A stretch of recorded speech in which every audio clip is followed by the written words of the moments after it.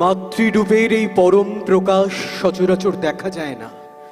স্বামী বিবেকানন্দ সেই রূপ প্রত্যক্ষ করেছিলেন, আর তাই তো মাকে সর্বাগ্রে তিনি ভজনা করেছিলেন, আরাধনা করেছিলেন।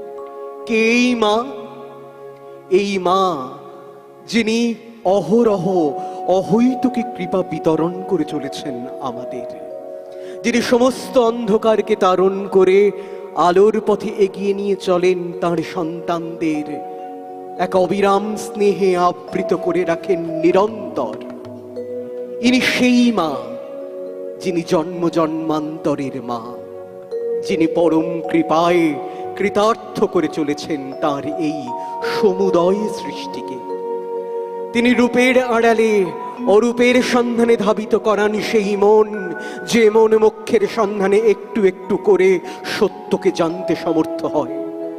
পরম গুরুর আসনে যিনি লীন হয়ে আছেন, জগতের সর্বত্র যার প্রকাশ, সেই অনিন্দ সুন্দরী দেবী ভগবতীকে সেই রূপে আমরা আরাধনা করি, যে রূপ পাই আমরা শ্রী শ্রী মা শারদার মধ্যে।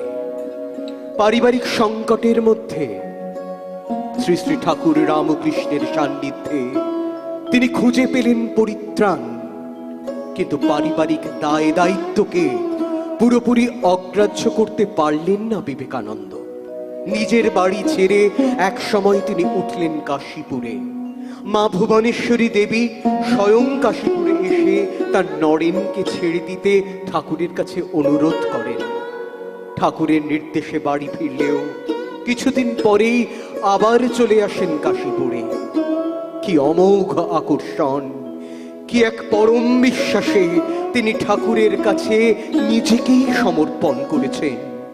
এই সমর্পণের মধ্যে দিয়ে তিনি পেয়েছেন মুক্তি, আর মুক্তির মধ্যে দিয়ে স্বামী বিবেকানন্দ খুঁজে পেয়েছেন এক পরম আনন্দ।